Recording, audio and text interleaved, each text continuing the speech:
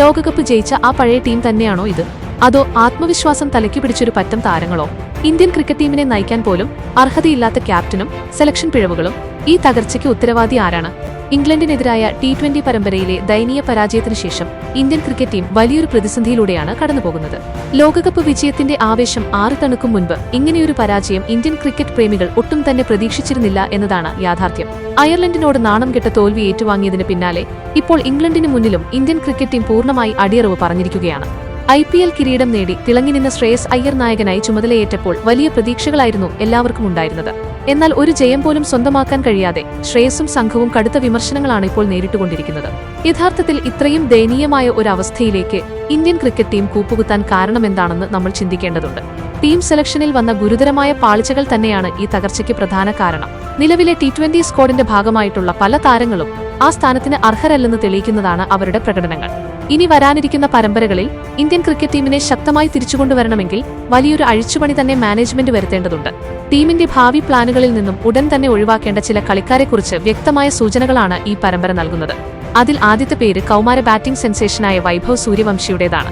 വൈഭവ് മോശം കളിക്കാരനായതുകൊണ്ടല്ല അദ്ദേഹത്തെ മാറ്റി നിർത്തണമെന്ന് പറയുന്നത്, മറിച്ച് നിലവിലെ ടീം കോമ്പിനേഷനിൽ അദ്ദേഹത്തിന് അനുയോജ്യമായ ഒരു സ്ഥാനമില്ലാത്തതുകൊണ്ടാണ്.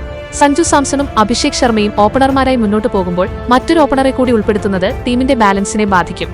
ഇടംകയ്യന്മാരായ അഭിഷേകിനെയും വൈഭവിനെയും ഒരുമിച്ച് കളിപ്പിക്കുന്നത് നല്ലൊരു തീരുമാനമല്ലെന്ന് ഇംഗ്ലണ്ട് പര്യടനം തെളിയിച്ചിട്ടുണ്ട്. വെറും 15-കാരനായ വൈഭവ് സീനിയർ ടീമിൽ കളിക്കാൻ ഇനിയും മാനസികമായും ശാരീരികമായും പക്വത കൈവരിക്കാനുണ്ട്. വളരെ ധൃതി പിടിച്ച് താരത്തെ ടീമിലെത്തിച്ചത് സെലക്ടർമാർക്ക് സംഭവിച്ച വലിയൊരു മണ്ടത്തരമാണ്. അടുത്ത 1-2 വർഷം താരം ടീമുകളിലും ജൂനിയർ തലങ്ങളിലും കളിച്ച് വ്യത്യസ്ത സാഹചര്യങ്ങളിൽ തിളങ്ങുകയാണെങ്കിൽ മാത്രമേ പിന്നീട് സീനിയർ ടീമിലേക്ക് പരിഗണിക്കേണ്ടതുള്ളൂ. പ്രായം അനുകൂലമായതിനാൽ സ്വയം മെച്ചപ്പെടാനും വളരാനും ഇനിയും ഒരുപാട് സമയമുണ്ട്. ഇനി ഒഴിവാക്കപ്പെടേണ്ടവരുടെ പട്ടികയിൽ പ്രധാനപ്പെട്ട മറ്റൊരാൾ തിലക് വർമ്മയാണ്. നിലവിൽ ടീമിന്റെ വൈസ് ക്യാപ്റ്റൻ കൂടിയാണ് തിലക് എന്നത് ഏറെ കൗതുകകരമായ കാര്യമാണ്. ഇംഗ്ലണ്ടുമായുള്ള അവസാന മത്സരത്തിൽ ഒരു 50 അടിച്ചെങ്കിലും അടുത്ത കുറച്ചു മത്സരങ്ങളിൽ തിലകിൽ നിന്നും കാര്യമായ പ്രതീക്ഷകളൊന്നും വെക്കാൻ കഴിയില്ലെന്നാണ് മുൻകാല പ്രകടനങ്ങൾ വ്യക്തമാക്കുന്നത്. നീലക്കുറിഞ്ഞി പൂക്കുന്നതുപോലെ വല്ലപ്പോഴും മാത്രം തിളങ്ങുന്ന ഒരു ബാറ്റ്സ്മാനെ ഇത്രയും പ്രധാനപ്പെട്ടൊരു സ്ഥാനത്ത് നിലനിർത്തണോ എന്ന് സെലക്ടർമാർ ഗൗരവമായി ചിന്തിക്കണം. വരാനിരിക്കുന്ന സിംബാബ്വെ പരമ്പരയിൽ കൂടി തിളങ്ങാനായില്ലെങ്കിൽ തിലകിനെ വൈസ് ക്യാപ്റ്റൻസിൽ നിന്ന് മാത്രമല്ല ടീമിൽ നിന്ന് തന്നെ പൂർണ്ണമായി ഒഴിവാക്കുന്നതായിരിക്കും നല്ലത്. മികച്ച ഫോമിലുള്ള മറ്റ് യുവതാരങ്ങൾക്ക് അവസരം നൽകാൻ ഇത് വഴി തുറക്കും. ഇതുപോലെ തന്നെ ഇന്ത്യൻ ക്രിക്കറ്റ് ടീമിന് വലിയ ബാധ്യതയായി മാറിയിരിക്കുകയാണ് ഓൾറൗണ്ടർമാരായ അക്ഷർ പട്ടേലും വാഷിംഗ്ടൺ സുന്ദറും. ബാറ്റിംഗിലും ബൌളിംഗിലും ഇവർക്ക് പഴയ മികവ് ഒട്ടും തന്നെ ആവർത്തിക്കാൻ കഴിയുന്നില്ല. അക്ഷർ പട്ടേലിന്റെ കരിയറിലെ നല്ല കാലം കഴിഞ്ഞുവെന്നാണ് സമീപകാല പ്രകടനങ്ങൾ തെളിയിക്കുന്നത്. വാഷിംഗ്ടൺ സുന്ദറാകട്ടെ ടീം പ്രതിസന്ധിയിലാകുമ്പോൾ ഉത്തരവാദിത്തത്തോടെ കളിക്കാൻ കഴിയാതെ പതറുകയാണ്.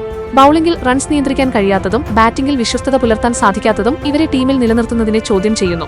ഒരു കാലത്ത് ഇന്ത്യൻ ക്രിക്കറ്റ് ടീമിലെ ഫസ്റ്റ് ചോയ്സ് സ്പിന്നറായിരുന്ന രവി ബിഷ്ണോയിയുടെ കാര്യവും വ്യത്യസ്തമല്ല. വരുൺ ചക്രവർത്തിക്ക് ശേഷം ടീം ഏറെ പ്രതീക്ഷയോടെ കണ്ട സ്പിന്നറായിരുന്നു ബിഷ്ണോയ്.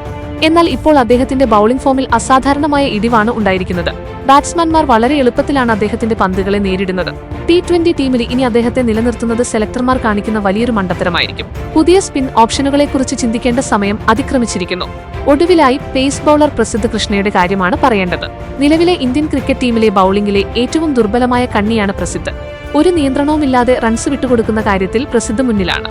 റൺസ് വഴങ്ങുന്നതിനൊപ്പം തന്നെ പ്രതീക്ഷിക്കുന്നത് പോലെ നിർണായക വിക്കറ്റുകൾ വീഴ്ത്താനും അദ്ദേഹത്തിന് സാധിക്കുന്നില്ല. തുടക്കത്തിലും ഡെത്ത് ഓവറുകളിലും ഒരുപോലെ പരാജയപ്പെടുന്ന ഒരു പേസറെ വെച്ച് മുന്നോട്ടു പോകാൻ ഇന്ത്യക്ക് കഴിയില്ല. അതിനാൽ പേസ് ബൌളിംഗിൽ മറ്റ് മികച്ച ഓപ്ഷനുകളിലേക്ക് പോകുകയാവും ടീമിന് ഏറ്റവും ഉചിതം. ഇത്തരത്തിൽ ഫോമിലല്ലാത്തതും അർഹതയില്ലാത്തതുമായ പല താരങ്ങളെയും വെച്ച് ടീമിനെ മുന്നോട്ട് കൊണ്ടുപോകാൻ കഴിയില്ലെന്ന് ഈ പര്യടനം വ്യക്തമാക്കുന്നു. T20 ലോകകപ്പ് വിജയത്തിനു ശേഷം ടീമിൽ വന്ന അമിതമായ ആത്മവിശ്വാസവും അശ്രദ്ധയും മാറ്റിവെക്കേണ്ടതുണ്ട്.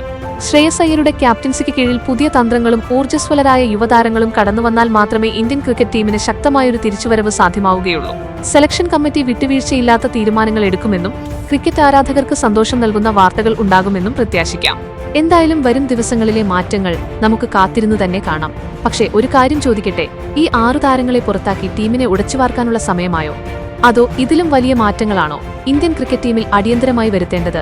ശ്രേയസ് അയ്യരുടെ ക്യാപ്റ്റൻസിയിലാണോ അതോ സെലക്ഷൻ കമ്മിറ്റിയുടെ തീരുമാനങ്ങളിലാണോ നിങ്ങൾ കൂടുതൽ നിരാശപ്പെടുന്നത്? ഈ വിഷയത്തിൽ നിങ്ങളുടെ അഭിപ്രായങ്ങൾ എന്തൊക്കെയാണ്? തീർച്ചയായും താഴെ കാണുന്ന കമന്റ് ബോക്സിൽ രേഖപ്പെടുത്തുക. ക്രിക്കറ്റ് ലോകത്തെ പുതിയ വാർത്തകൾ വേഗത്തിൽ അറിയാൻ fast cricket Malayalam channel subscribe ചെയ്യുക. വീഡിയോ ഇഷ്ടപ്പെട്ടാൽ ലൈക്ക് ചെയ്യാനും ഷെയർ ചെയ്യാനും മറക്കരുത്. നിങ്ങളുടെ പ്രിയപ്പെട്ട താരം ആരാണെന്ന് താഴെ കമന്റ് ചെയ്യൂ. പുതിയൊരു ക്രിക്കറ്റ് വാർത്തയുമായി അടുത്ത വീഡിയോയിൽ കാണാം.